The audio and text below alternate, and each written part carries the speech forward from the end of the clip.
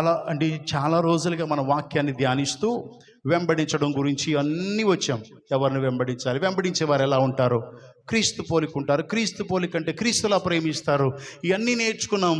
క్రీస్తులా ప్రేమించడం అంటే ఏంటి అని కాడుకొచ్చి, క్రీస్తులా ప్రేమించడం అంటే పక్కోళ్ళింటికి కోరేయడం కాదు, క్రీస్తులా ప్రేమించడం అంటే వారికి ఏదో అప్పివ్వడం కాదు, ఇది కాదు ప్రేమ అంటే అని అపోస్తులైనటువంటి పౌలు 13వ అధ్యాయంలో కొరింథీయులకు రాసిన మొదటి పత్రికలో చెప్పగా మనం ధ్యానిస్తూ ఉన్నాం. ధ్యానిస్తూ వరుసగా ధ్యానించుకుని ఎక్కడికి వచ్చాము అంటే ప్రేమ అన్నిటినీ నిరీక్షిస్తుంది అని ఇక్కడికి వచ్చాం.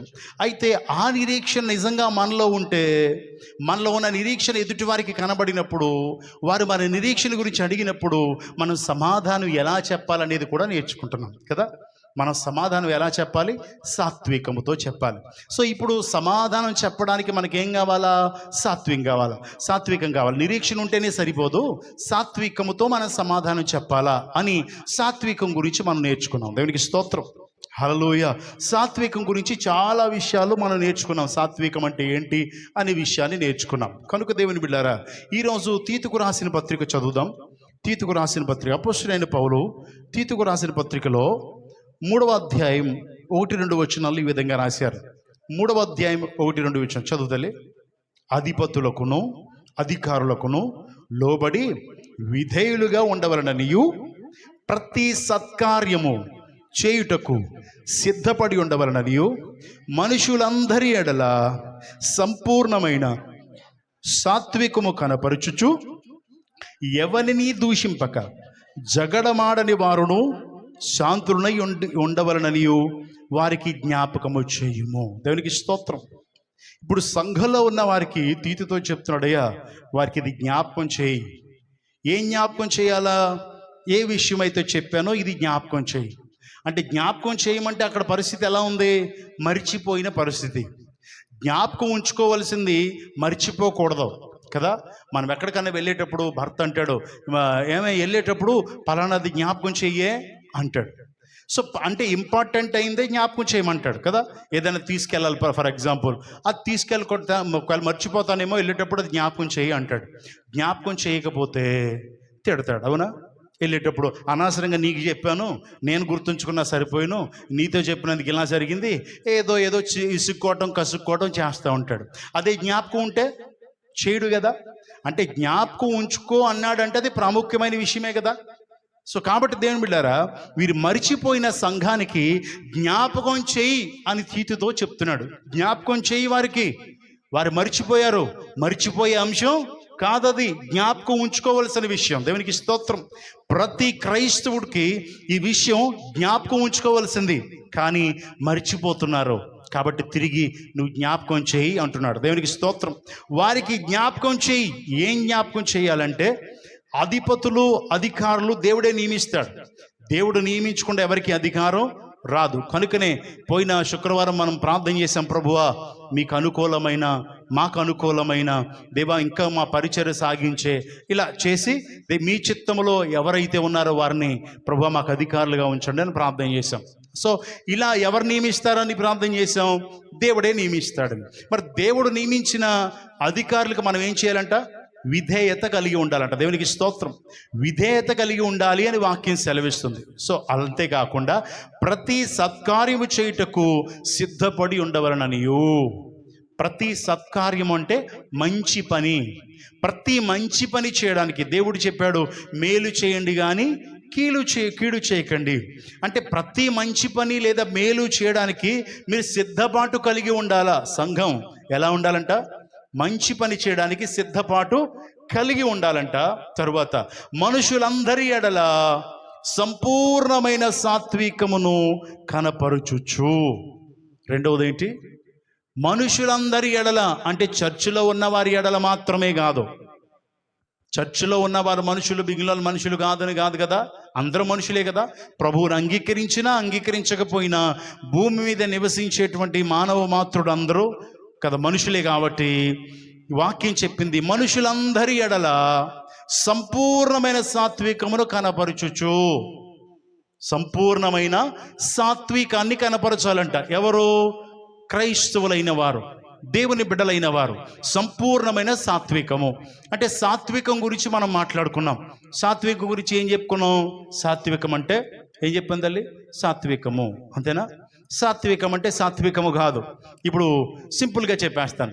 సాత్వికం అంటే మన కొరకు బ్రతికిన మనం, మన బలాన్ని మన కొరకు ఉపయోగించుకున్న మనం, మన ఇష్టానుసారంగా బ్రతికిన మనం, ప్రభువుని సొంత రక్షకునిగా అంగీకరించిన తర్వాత, బాప్తీసం తీసుకున్న తర్వాత, ఆయన సొత్తుగా మారిన తర్వాత, ఇక మన ఇష్టం, మన చిత్తం, మన ఆలోచన కాక వాటిని చంపేసుకుని బలము శక్తి ఉంటాయి కానీ వాటిని ప్రభు కొరకు వాడడం, ప్రభు చిత్తాన్ని నెరవేర్చడానికి వాటిని వాడడం. దేవునికి స్తోత్రం. ప్రభు ఎలా చెప్పాడో వాటిని అనుసరించి నడవడానికి మన బలాన్నిక ప్రభు కొరకు వాడేదాన్ని సాత్వికము అంటారు. మన ఆలోచన కొరకు వాడక, మన తలంపుల కొరకు వాడక, మన స్వలాభం కోసం వాడక, దేవుని చిత్తములో మనం కొనబడ్డాము, పిలువబడ్డాము కనుక మనము ఆయన చిత్తాన్ని నెరవేర్చడానికి ఇక వాడే బలము సంపూర్ణంగా దేవుని కొరకు వాడితే దాన్ని సాత్వికము అంటారు. దేవునికి స్తోత్రం. అంటే ప్రభు కొరకు ఆల్ని చంపేయమని కాదు, దేవుడు ఎలా ఉండమన్నాడో అలా ఉండడం. నేను సాత్వికుడను, దీన మనసు గలవాడును. సాత్వికుడికి ఏముంటుంది? పోయిన వారం చెప్పాను, దీన మనసు ఉంటుంది. అంటే ఇప్పుడు మనం అందరి పట్ల సాత్వికులమై దీన మనసు గలవారమై ఉండాలి అని దేవుడు వాక్యం సెలవిస్తుంది. దేవునికి స్తోత్రం. హల్లెలూయా. అంతేకాక మరొక మాట, ఎవరిని దూషింపక, అంటే ఎవరిని తిట్టకూడదు, ఎవరిని తిట్టకూడదు. మనం కొంతమందిని తిడతాం, కొంతమందిని పొగుడుతాం. క్రైస్తవులైన మనం ఎవరిని తిట్టాల్సిన పని లేదు. దేవుడు తిట్టొద్దు అంటున్నాడు, దూషించొద్దు అంటున్నాడు. తర్వాత జగడమాడని వారును, ఏమాడకూడదంట? జగడము అంటే దెబ్బలాట. దెబ్బలాట ఎలా వస్తుంది? దెబ్బలాట ఎలా వస్తుంది? యోహాను గారు ఒక మాట అన్నారు, నేను 2 మాటలు అంటాను. నా 2 మాటలు విని ఆయన 3 మాటలు అంటారు. ఆయన 3 మాటల తర్వాత నేను 5 మాటలు అంటాను. అప్పుడు ఏం పెరుగుద్ది? మాట పెరిగితే గొడవ పెరుగుద్ది. సో కాబట్టి ఎప్పుడైతే ఎవరైనా ఏదైనా మాట అంటే నువ్వు మెల్లిగా అక్కడి నుంచి తప్పుకోవాలి తప్ప జగడం ఆడకూడదు. దేవునికి స్తోత్రం.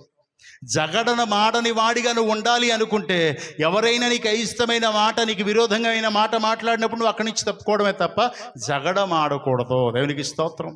హల్లెలూయా. జగడం ఆడొచ్చా క్రైస్తవుడు? ఏం చెప్తారండి పాస్టర్ గారు, మీరు అలా చెప్తారు కానీ తిడుతుంటే ఎక్కడ ఊరుకోమంటారండి? తప్పుకుని వెళ్ళిపోవలసిందే. వాక్యం చెప్పిన మాట. దేవునికి స్తోత్రం. హల్లెలూయా. ఇవి జ్ఞాపకం ఉంచుకోమని తీతు ద్వారా దేవుడు తెలియజేస్తున్నాడు, ఈ లెటర్ ద్వారా. దేవునికి స్తోత్రం. హల్లెలూయా. శాంతులై ఉండవలనని వారికి జ్ఞాపకం చేయి. అంటే అన్ని విషయాల్లో శాంతంగా ఉండాలి. దేవునికి స్తోత్రం. హల్లెలూయా. కాబట్టి దేవుని బిడ్డలారా ఆలోచన చేద్దాం. మనం జగడమాడకుండా ఉంటున్నామా? దూషించకుండా ఉంటున్నామా? ఎదుటివాడిని ఒకవేళ ఎవరిని దూషించినా దోషనే, ఇంట్లో వాళ్ళని దూషించినా బయట వారిని దూషించినా దూషణే కదా. కనుక దూషించేవారుగా ఉండకూడదు అని వాక్యం సెలవిస్తుంది. ఇప్పుడు సత్కార్యములు చేయడానికి ఏం చేయాలంట? సాత్వికం కలిగి ఉండాలి. సత్కారం చేయడానికి సిద్ధపాటు కలిగి ఉండాలి. సత్కార్యం అంటే ఏంటి? మంచి పని. అంటే మంచి పని ఏంటి? వాక్యం చెప్పినట్టుగా. కాబట్టి ఒకసారి చూద్దామా? అది కాదు, మత్తయి సువార్త 5వ అధ్యాయం 38 నుండి 41 వరకు. కంటికి కన్ను, పంటికి పన్ను అని చెప్పబడిన మాట మీరు విన్నారు కదా. నేను మీతో చెప్పినదేమనగా, నీ కుడి చెంప మీద కొట్టిన వాని వైపునకు ఎడమ చెంప కూడా త్రిప్పుము. ఎవడైనా నీ మీద వ్యాజ్యము వేసి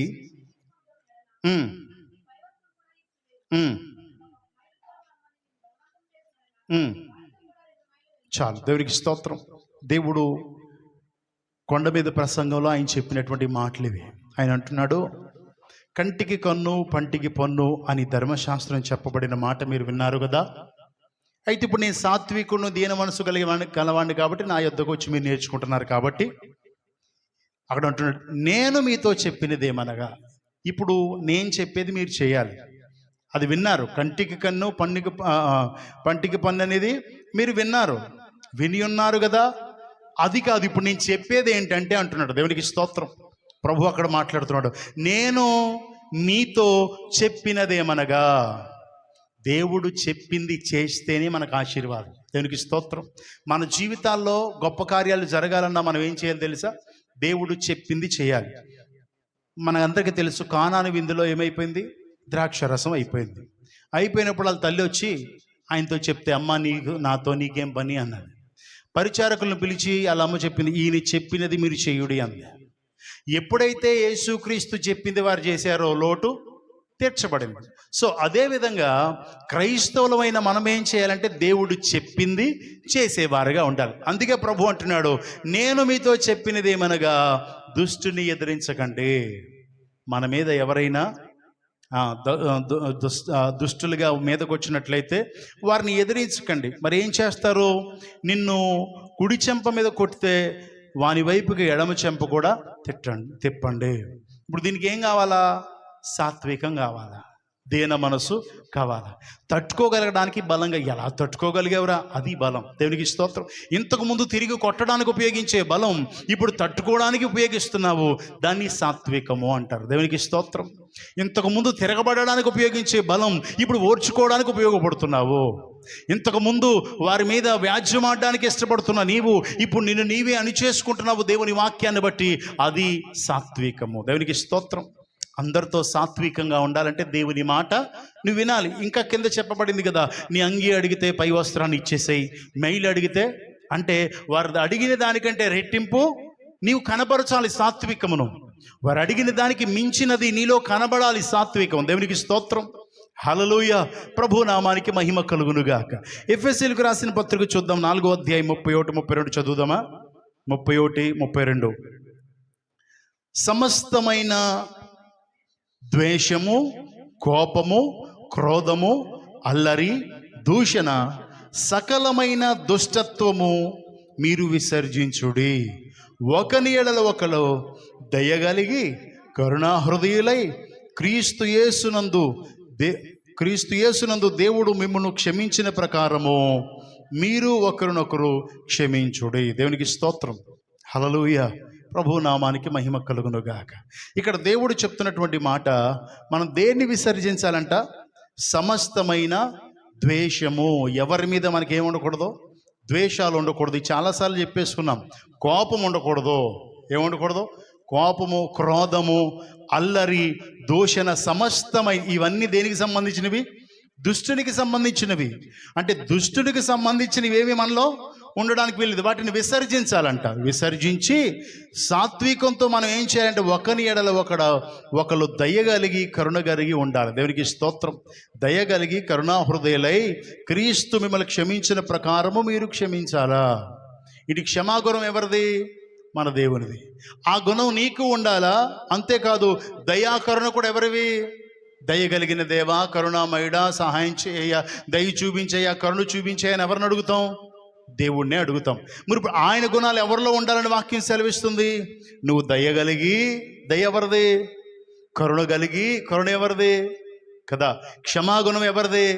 సో వాక్యం ఏం చెప్తుందంటే నీ బలాన్ని ప్రభు యొక్క చిత్తాన్ని నెరవేర్చడానికి, ప్రభు యొక్క గుణగణాలు కనపరచడానికి వాడుకోవాలి తప్ప నీ పూర్వస్థితిలో వాడుకుంటే నువ్వు సాత్వికుడువు కానే కాదు అని వాక్యం సెలవిస్తుంది. మళ్ళీ చెప్తున్నాను, ద్వేషము, కోపము, క్రోధము, అల్లరి, దూషణ సమస్తమైన దుష్టత్వమును మీరు విసర్జించాలా అంటే అవి మీలో ఉండడానికి వీల్లేదు. వాటిని పరిపూర్ణంగా విసర్జించి ఇక్కడ చెప్పబడిన దయా కరుణ హృదయము గలవారై మీరు క్రీస్తు మిమ్మల్ని క్షమించిన ప్రకారము మీరు క్షమించే గుణం కలిగి ఉండాలి. దేవునికి స్తోత్రం. మీరు క్షమించకపోతే మా అపరాధములు మేము క్షమించిన ప్రకారమే మమ్మల్ని క్షమించము, లేని ఎడల క్షమించొద్దు అని దాని అర్థం. కనుక దేవుని బిడ్డారా, మనం సాత్వికం కలిగిన మనకి విరోధులైన వారు ఏ అపకారం చేసినా మనం క్షమించే గుణం కలిగి ఉండాలి. దేవునికి స్తోత్రం. హల్లెలూయా. ప్రభు నామానికి మహిమ కలుగునుగా. కీడుకు ప్రతి కీడు చేసేవారంగా ఉండకూడదు. ఈ అన్నిటినీ తట్టుకుని అలా నడవడానికి శక్తినివ్వడానికి దేవుడు కృప చూపిస్తాడు. అలా నడవడాన్నే సాత్వికము అంటారు. దేవునికి స్తోత్రం. హల్లెలూయా. పూర్వము ఎలా ఉండేవాడు? హింసకుడు, దోషకుడు అంట, హానికరుడు అంట. మరి తర్వాత సాత్వికుడు అయిపోయాడంట. దేవునికి స్తోత్రం. క్రీస్తు యొక్క సాత్వికమును బట్టి అంటాడు అతను. దేవునికి మహిమ కలుగునుగా. కాబట్టి దేవుని బిడ్డారా, మనం కూడా ఆ విధంగా ఉండాలి. రోమీయులకు రాసిన పత్రిక 12వ అధ్యాయం, రోమీయులకు రాసిన పత్రిక 12వ అధ్యాయం 16, 17, 18 చదువుదామండి. ఏడ్చు వారితో ఏడువుడి, ఒకరితో ఒకడు మనస్సు కలిగి ఉండుడి, హెచ్చు వాటి యందు మనస్సుంచక తగ్గు వాటి యందు ఆసక్తులై ఉండుడి. మీకు మీరే బుద్ధిమంతులు అని అనుకొనవద్దు, కీడుకు ప్రతి కీడు చేయవద్దు. మనుషులందరి దృష్టికి యోగ్యమైన వాటిని గూర్చి ఆలోచన కలిగి ఉండుడి. సఖ్యమైతే మీ చేతనైనంత మట్టుకు సమస్త మనుషులతో సమాధానంగా ఉండుడి. దేవునికి స్తోత్రం. ఇవన్నీ ఎందుకు తెలియచేస్తున్నామంటే ఇవన్నీ మన దేవునికి కలిగిన గుణగణ లక్షణాలు. ఆయనను గణపరచడానికి దేవుడు మనల్ని ఎన్నుకున్నాడు. ఇవన్నీ కలిగిన వారమై మనం ఉండాలి. దేవునికి స్తోత్రం. అంటే మనం ఏడ్చే వారి ఇంటికి వెళ్ళాం, ఎక్కడైనా చనిపోయారనుకోండి అక్కడికి వెళ్ళాం, ఆ కూడుకులు ఉన్నాయనుకోండి వెళ్ళాం. మా ఇంట్లోనండి మా మా ఎవరో నీళ్ళు వేసుకున్నారండి వెళ్ళకూడదండి, పునాది వేసుకున్నామండి వెళ్ళకూడదండి. ఇక్కడ ఎక్కడికి వెళ్ళమంటున్నాడు దేవుడు? ఏడ్చే వారి ఇంటికే వెళ్ళమంటున్నాడు. కాబట్టి దేవుని బిడ్డారా, ప్రసంగిలో కూడా రాయబడి ఉంటుంది. కాబట్టి దేవుని బిడ్డారా గమనించండి, ఏడ్చే వారితో మీరు కూడా ఏడవాలంటే అట్టి మనసు మీరు కలిసిపోయి ఉండాలి ఎదుటి వారి పట్ల. ఇప్పుడు ఎవరికైనా ఆరోగ్యం బాగాలేదు, దేవా మంచి ఆరోగ్యం దయచండి వేసినామని అడుగుతున్నాం తండ్రి కాదు. ఆ బిడ్డ పట్ల తల్లి ఎంత వేదన చెందుతుందో ఆ మనసు ఎరిగి, సేవకుడే కావచ్చు విశ్వాసే కావచ్చు, ఎరిగి మనం ఆరి యొక్క భారాన్ని మన భారంగా ఎంచి ప్రార్థన చేయాలి. దేవునికి స్తోత్రం. ఆ భారాన్ని ఎప్పుడు మోస్తామో ఆ భారంతో ప్రార్థన చేస్తే ప్రభు కంపల్సరీ కార్యం చేస్తాడు. దేవునికి మహిమ కలుగునుగా. ఏడ్చే వారితో మనం కూడా ఏడ్చే మనసు కలిగి ఉండాలంట. దేవునికి స్తోత్రం. ఒకరినొకడు మనస్సు కలిగి ఒకరితోనొకడు మనస్సు కలిసి ఉండుడి. దేవునికి స్తోత్రం. అంటే ఏక మనస్సు కలిగి ఉండాలా.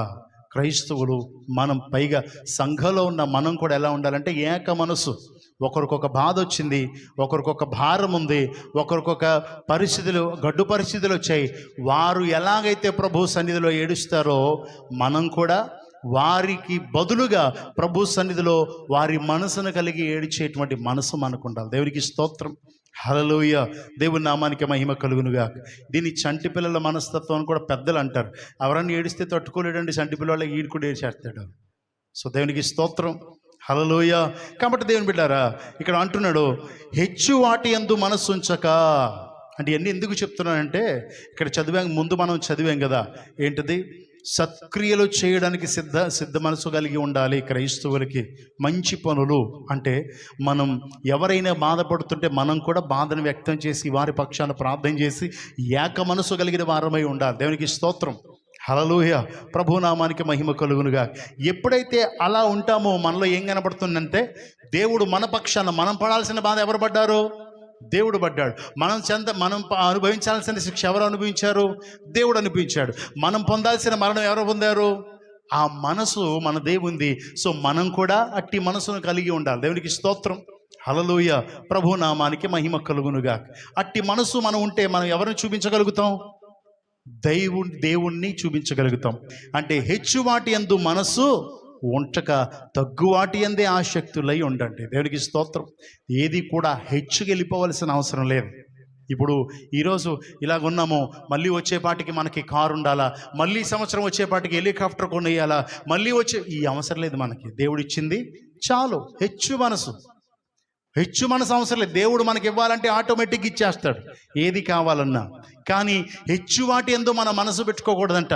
తగ్గువాటి యందు దేవా అంటే ఉన్నది మాత్రం నాకు చాలు ప్రభువా, ఉన్న ఈ స్థితిని బట్టి మీకు స్తోత్రం ప్రభువా అని చెప్పే వారంగా ఉండాలి. కొంతమంది హెచ్చు మాటలు మాట్లాడతారు, సేవకులే కావచ్చు విశ్వాసులే కావచ్చు. అలా ఉండకూడదు అని వాక్యం మనకు సెలవిస్తుంది. దేవునికి స్తోత్రం. వచ్చే సంవత్సరం మనం సభలు పెడదాం. ఏమైనా సరే ఈ సభలకి ఇంచుమించు 10 లక్షల మందిని తీసుకొచ్చేద్దాం. తీసుకురాగలమా ప్రసాద్ 10 లక్షల మందిని? హెచ్చు మాటలు వేస్ట్ కదా. సో ప్రార్థన చేద్దాం. వచ్చిన వారిలో కనీసం 99% మార్పు చెందేలాగా ప్రార్థన చేద్దాం. ఇది కదా మనకు కావాల్సింది. కాబట్టి దేవుని బిడ్డలారా ఆలోచన చేయండి. మీకు మీరే బుద్ధిమంతులమని అనుకొనవద్దు. వాక్యం చెప్తుంది మీకు మీరే బుద్ధిమంతులు, మేము బుద్ధి కలిగిన వారమని అనుకోవడానికి వీల్లేదు. దేవునికి స్తోత్రం. హల్లెలూయా. కీడుకు ప్రతి కీడు చేయొద్దు. ఎందుకంటే జ్ఞానము దేవుడు ఇచ్చాడు కనుక మనం బుద్ధిమంతులు, జ్ఞానులు మనం అనుకునవద్దని వాక్యం సెలవిస్తుంది.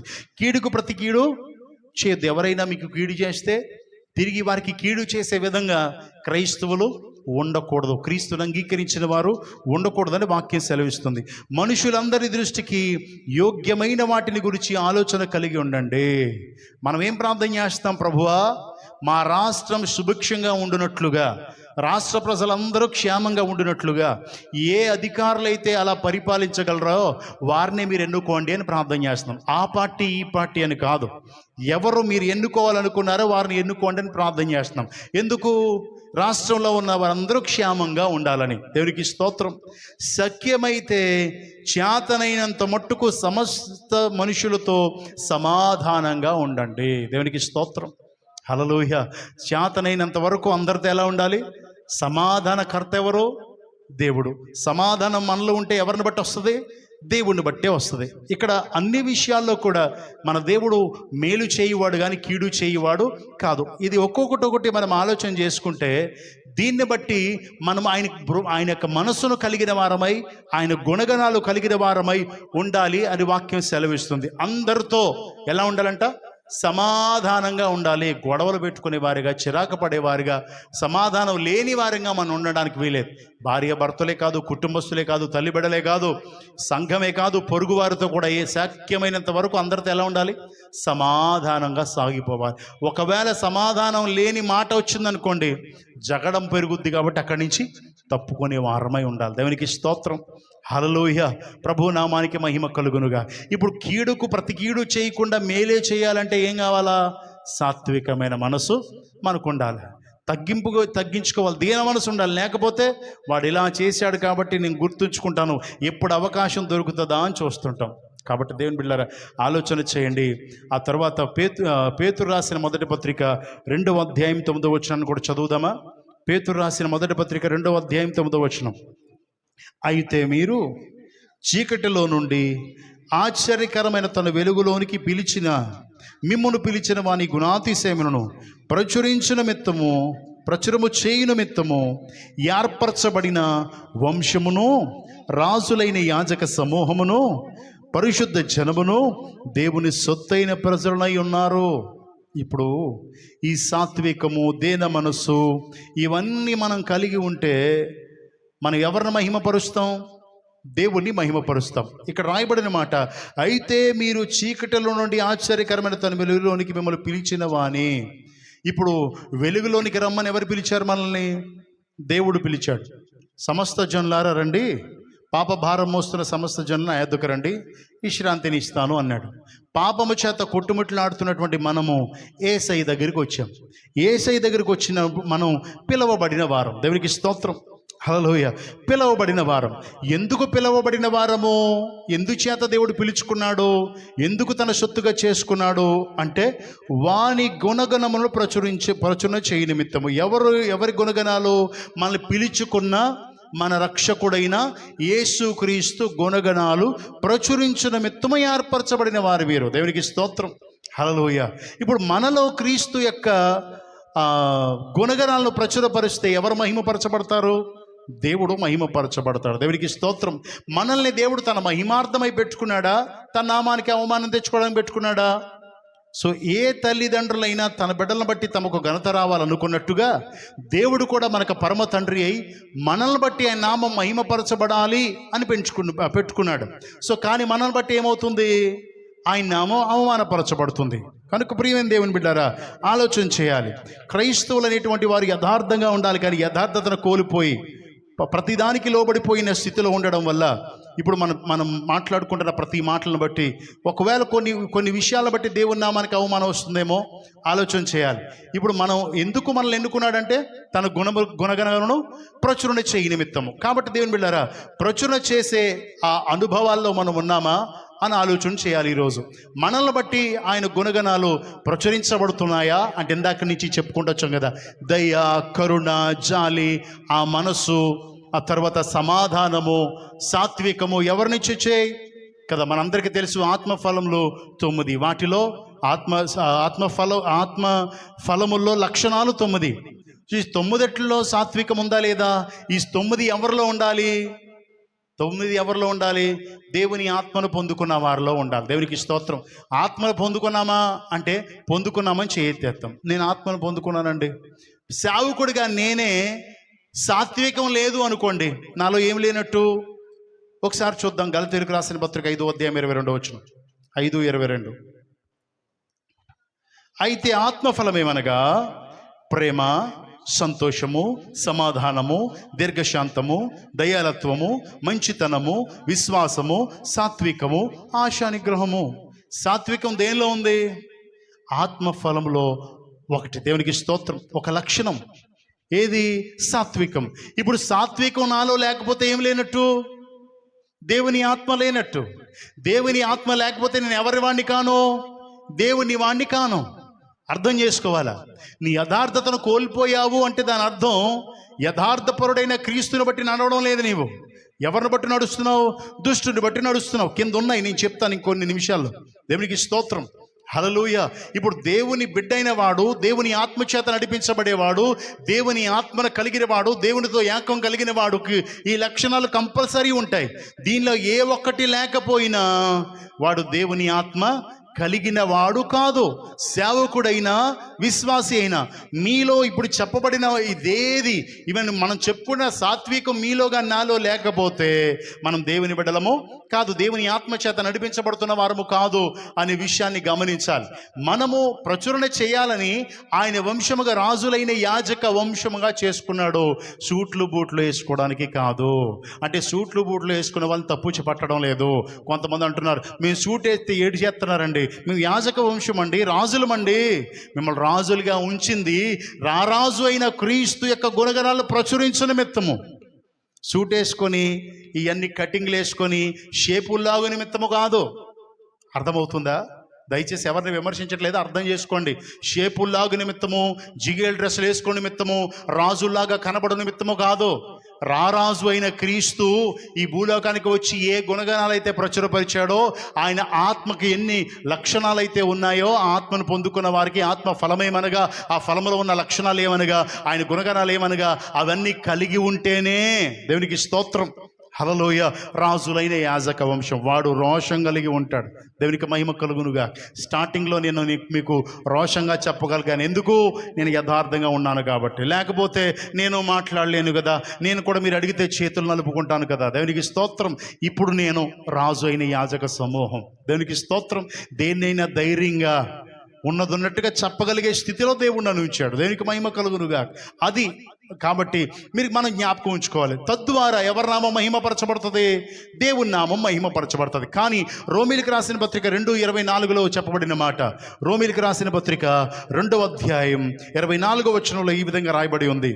వ్రాయబడిన ప్రకారము మిమ్మల్ని బట్టియే కదా దేవుని నామము అన్యజనుల మధ్య దూషించబడుతుంది. వాక్యం సెలవిస్తుంది. ఇదిగో దేవుని నామము ఎందుకు దూషించబడుతుంది? మనల్ని బట్టే కదా. దేవునికి స్తోత్రం. ఆ క్రైస్తవుడురా, ఈడింటికాడకు మనం వెళ్ళకూడదు. ఈడు పర్వాలేదు, మనోడే, చర్చికి వెళ్తారు, చర్చికి వెళ్ళినా అన్నీ మామూలే. ఎవరి నామానికి అవమానం? దేవుని నామానికి అవమానం. సో మనల్ని బట్టి దేవుని నామం అవమానపరచబడుతుందంటే మనం దేవుని బిడ్డలం అవ్వాలా, సాతాను బిడ్డలం అవ్వాలా? అవమానపరిచే స్థితిలోకి నడిపించేవాడు సాతాను. కనుక ప్రియమైన దేవుని బిడ్డలారా, మనల్ని బట్టి దేవుని నామం అవమానపరచబడే స్థితిలో క్రైస్తవులు ఎవరో ఉండకూడదు. దేవునికి స్తోత్రం. జాలి, కరుణ కలిగిన వారై, దయ కలిగిన వారై, కనికరము కలిగిన వారై, మేలు చేయడానికి సిద్ధ మనసు కలిగిన వారై ఉండాలి. దేవునికి స్తోత్రం. సాత్వికం కలిగిన వారై ఉండాలి.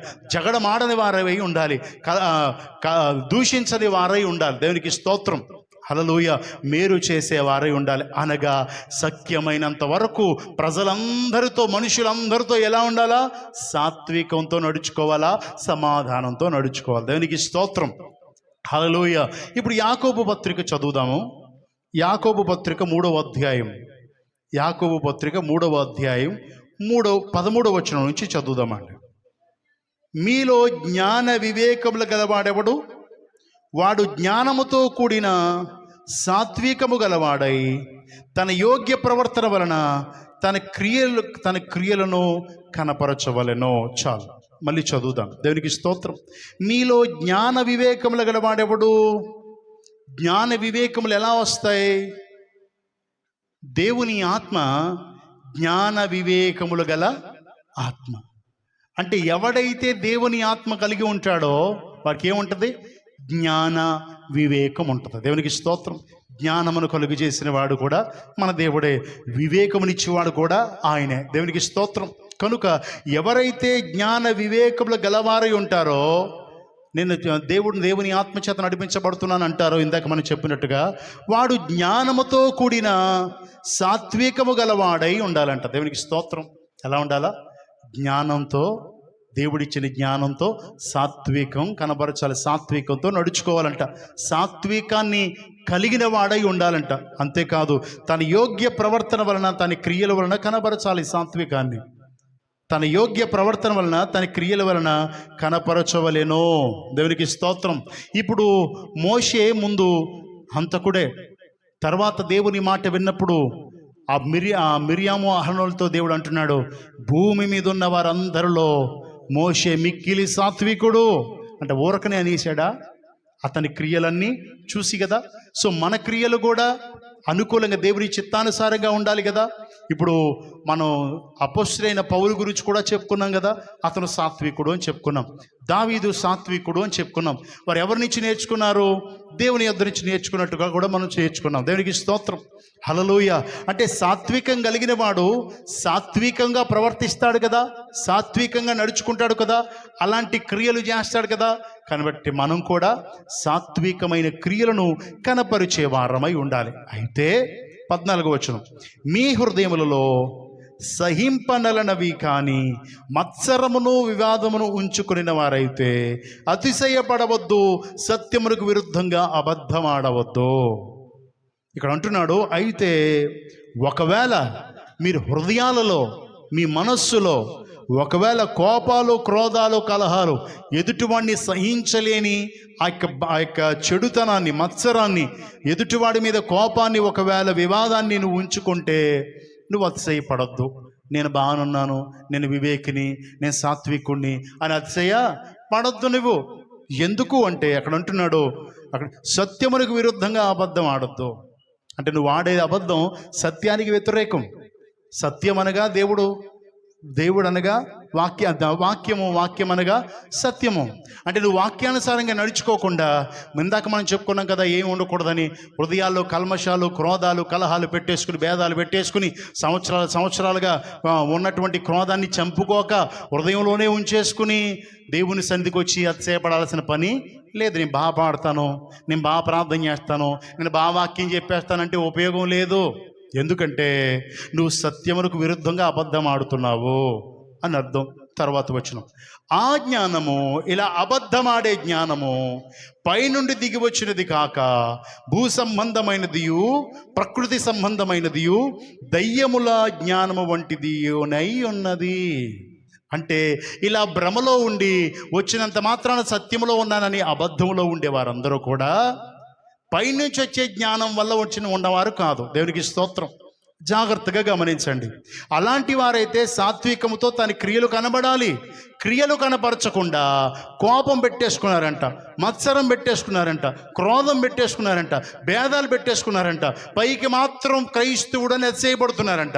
ఇలా అతిశయపడకరా నాయన, అది మంచిది కాదు, సత్యమునికి విరుద్ధంగా అబద్ధం ఆడుతున్నావు అని చెప్తున్నాడు. ఇలా అబద్ధం ఆడేవారిని అంటున్నాడు, ఈ అబద్ధమాడే జ్ఞానం, ఈ భ్రమపరిచే జ్ఞానం, ఈ ఉద్రేకపరిచే జ్ఞానం, ఈ వెలుగుదూత జ్ఞానం ఎక్కడి నుంచి వచ్చింది అంటే, ఈ జ్ఞానము పైనుండి దిగి వచ్చింది కాక భూ సంబంధమైనదియు ప్రకృతి సంబంధమైనదియు దయ్యముల జ్ఞానము వంటిదినై ఉన్నది. అంటే అలాంటి వారు ఏ జ్ఞానంతో నడుచుకుంటున్నారు? ఇప్పుడు సాత్వికం లేకుండా సాత్వికం గురించి చెప్పేసే నేను సాత్వికం ఉందని భ్రమపడిపోతున్నాను అనుకోండి, దేంతో నడిపించబడుతున్నాను? దయ్యముల జ్ఞానం చేత నడిపించబడుతున్నాను. నేను దయ్యముల జ్ఞానం చేత నడిపించబడితే దేవునికి నాకు సంబంధమే లేదు, సత్యం విషయమై అబద్ధం ఆడుతున్నాను అని అర్థం. చెప్పేటువంటి నాలో కూడా ఇవన్నీ ఉండాలి. దేవునికి స్తోత్రం. వినేటువంటి మీలో కూడా ఉండాలి ఇలాంటి మనస్తత్వం. ఏది దేవుడు వద్దన్నాడో, ఎలా ఉండకూడదన్నాడో అలాంటి మనస్తత్వం నీలో ఉంటే నువ్వు దయ్యము జ్ఞానం వంటి జ్ఞానంతో నడుస్తున్నావు అని అర్థం, దేవుని జ్ఞానంతో కాదు. దేవునికి స్తోత్రం. హల్లెలూయా. దేవుని నామానికి మహిమ కలుగు. ఏలయనగా మత్సరమును వివాదమును ఎక్కడ ఉండునో అక్కడ అల్లరియు ప్రతి నీచ కార్యము ఉండును. అల్లరికి కర్త ఎవడు? సాతాను. నీచ కార్యములు చేయవాడెవడు అంటే, ఎక్కడైతే ఈ దయ్యముల జ్ఞానం ఉంటుందో ఆ దయ్యముల జ్ఞానం ఉన్న చోట మత్సరం ఉంటుంది. ఇందాక మత్సరం ఉంచుకొని అన్నాం కదా. క్రోధాలు ఉంటాయి, కోపాలు ఉంటాయి, కలహాలు ఉంటాయి, ఇవన్నీ ఉంటాయి. కాబట్టి దేవుని బిడ్డారా, అది దయ్యముల జ్ఞానం వంటిది. దేవునికి స్తోత్రం. కాబట్టి అలాంటి జ్ఞానము నుంచి మనం వేరు కావాలి. 17వ వచనం చెప్పేసి ముగిస్తాను. అయితే పైనుండి వచ్చి జ్ఞానము మొదట పవిత్రమైనది. దేవునికి స్తోత్రం. దేవుని నుండి వచ్చే జ్ఞానము, పైనుండి వచ్చిన జ్ఞానము పరిశుద్ధాత్ముడు ఇచ్చినది. దేవునికి స్తోత్రం. పరిశుద్ధాత్మ దేవుడే పైనుంచి యేసయ్య వెళ్ళిపోయిన తర్వాత పంపబడ్డవాడు పరిశుద్ధాత్మ దేవుడు. పరిశుద్ధాత్మ దేవుని చేత ఈ లేఖనాలన్నీ పరిశుద్ధాత్మ దేవుని ప్రేరేపణ చేత రాయించబడ్డాయి. ఆ లేఖనాలు చదువుట ద్వారా మనకి జ్ఞానము, వివేకము దేవుడు అనుగ్రహిస్తున్నాడు తన ఆత్మను బట్టి. అయితే దేవుని బిడ్డలారా, అయితే పైనుండి వచ్చే జ్ఞానం, పరిశుద్ధాత్ముడు మనకు అనుగ్రహించే జ్ఞానం ఎలాంటిదంటే మొట్టమొదటిగా పవిత్రమైనది. దేవునికి స్తోత్రం. అపవిత్రత ఏమీ ఉండదు. ద్వేషాలు, కోపాలు, కలహాలు ఉండవు. పవిత్రంగా ఉంటాడు. మన యేసుక్రీస్తు ఎంత పరిశుద్ధుడో అలా పరిశుద్ధంగా, ఆయన ఎంత పవిత్రుడో అంత పవిత్రంగా, ఆయన ఎంత సాత్వికుడో అంత సాత్వికంగా, టోటల్గా సంపూర్ణమైన పరిపూర్ణతలోనికి నడిపించినట్టుగా ఉంటుంది. దేవునికి స్తోత్రం. పవిత్రమైనదై, తరువాత సమాధానకరమైనదై, సమాధానకర్తమైన దేవుడే కదా, మృదువైనదై, సులభముగా లోబడినదై ఉంటుందంట. దేవునికి స్తోత్రం. అంటే అది సమాధానపరచబడుతుంది. ఇప్పుడు వాక్యం చెప్పబడుతుంది అనుకో, వీడు చెప్తాడు, వీడికి ఏం లోటు, వీడికి అన్నీ ఉన్నాయి కాబట్టి ఎన్ని చెప్తాడు. నన్ను అన్నవారు కూడా ఉన్నారు సేవకుల్లో చాలా. నీకు లోటు అంటారు బాబు, మీ బాబు బాగా సంపాదించి పెట్టాడు, నీకు ఏం లోటు లేదు కాబట్టి మేము తీసుకుంటున్నాం, నీకు దొబ్బేంటి? కాదు, నా యథార్థత. మీకు తెలుసా, ఇప్పటికీ నాకు అప్పులు ఉన్నాయి. దేవునికి స్తోత్రం. అయినా నేను నా ప్రభు దగ్గర మాత్రమే అడుగుతాను, ఎంత అనేది ఎవరికి చెప్పను. దేవునికి స్తోత్రం. హల్లెలూయా. కాబట్టి మనుషులకి ఎలా కనబడతామంటే, వీడికి బాగా ఉంది కాబట్టి తీసుకోడు. కాదు, నా యథార్థతను నేను కోల్పోకూడదని. దేవునికి స్తోత్రం. ఆయన దగ్గర బలా అనిపించుకోవాలనేటువంటి కోరిక. సో అందుకే అన్ని విషయాలను, లోక సంబంధమైన వాటిని విసర్జిస్తాం. దయ్యముల జ్ఞానంతో అక్కడికి వెళ్ళిపోయే జ్ఞానం దేవుడు మనకి ఇవ్వలేదు. దేవునికి స్తోత్రం. హల్లెలూయా. అయితే ఇక్కడ సమాధానం ఉంటుందంట, చాలా మృదువుగా ఉంటుందంట, సులభంగా లోబడుతుందంట. అంటే ఇప్పుడు సమాధానపరచబడతావు వాక్యంతో. సో నువ్వు మృదువైనటువంటి మనసు కలిగి ఉంటావు అంటే చాలా ఉన్నాయి, ముగించేస్తున్నాను. ఇంకోటి ఏంటంటే సులభంగా లోబడుతుందంట. ఇప్పుడు దేవుడి మాట చెప్పగా, దేవుడు నాతోనే మాట్లాడాడు, నా గురించే మాట్లాడాడు అనుకుంటా. కానీ నా గురించే మాట్లాడాడు, వీడు మాట్లాడితే నేను మారుతానా, నేను వదిలేస్తానా అని కాదు. సులభంగా లోబడి సమాధానపరచబడుతుంది. కనికరముతోను మంచి ఫలముతోనూ నిండుకొనిదై, పక్షపాతమైనను ధారణమైనను లేనిదై దేవునికి స్తోత్రం ఉన్నదంట. దేవునికి మహిమ కలుగునుగాక. అంటే ఈ జ్ఞానం పొందినవాడు వేషం వేయడంట. దేవునికి స్తోత్రం. క్రైస్తవుడు అనే వేషం వేయడంట. అంతేకాదు పక్షపాతం చూపడంట. ఒక సంఘం ఒకలాగా, ఒక సంఘం ఒకలాగా, ఒక సేవకుడు ఒకలాగా, ఒక సేవకుడు ఒకలాగా, లేదా క్రీస్తును అంగీకరించిన వాడిని ఒకలాగా, అంగీకరించిన వాడిని ఒకలాగా. ఇలాంటి పక్షపాతం ఉండదంట ఆ మనసు కలిగిన వాడికి. అలాంటి పక్షపాతం ఉంటే యేసయ్య ఇశ్రాయేలుకు మాత్రమే రక్షణ ఇచ్చి వెళ్ళిపోవాలి. సర్వలోక పాప పరిహారార్థంగా ఆయన వధించబడ్డాడంటే ఆయన పక్షపాతం. ఈ మనం చెప్పుకున్న లక్షణాలన్నీ మన దేవునివి. ఆయన ఆత్మను బట్టి మనం నడుచుకుంటే, పైనుంచి వచ్చిన ఆత్మ నడుచుకుంటే ఇవన్నీ మనలో ఉండాలి. ఇవన్నీ మనలో ఉంటే మనం సాత్వికంతో నడుచుకుంటాం. దేవునికి స్తోత్రం. హల్లెలూయా. వేషధారణమైన లేనిగా ఉంటామంట. అంటే సేవకుడైన నేను వేషమైనో, విశ్వాసులైన మీరు వేషమైరు, యథార్థంగా జీవిస్తామంట. కాబట్టి మనుషులందరి ఎడల ఎలా ఉండాలి? మన సమాధానం ఉండాలి. మనుషులందరి పట్ల సంపూర్ణ సాత్వికమును కనపరిచే వారంగా ఉండాలి. దేవునికి స్తోత్రం. మన దేవుడు ఎలా సంపూర్ణ సాత్వికమును కనపరిచాడో, కొట్టేవారిని కొట్టకుండా, తిట్టేవారిని తిట్టకుండా, తన శక్తిని కనపరచకుండా, మన రక్షణ మిత్తమై తన్ను తాను ఎలా అర్పించుకున్నాడో, తన బలాన్ని, దేవుని చిత్తాన్ని నెరవేర్చడానికి ఎలా అంగీకరించాడో, మనం కూడా దేవుని చిత్తాన్ని నెరవేర్చడానికి మన బలాన్ని ఆయన వాక్య నెరవేర్పు కొరకు వాడేవారుగా ఉండాలి. అట్టి కృప దేవుడు మనందరికీ అనుగ్రహించునుగాక. చిన్న ప్రార్థన చేయండి. నేను చిన్న ప్రార్థన చేసి ముగిస్తాను.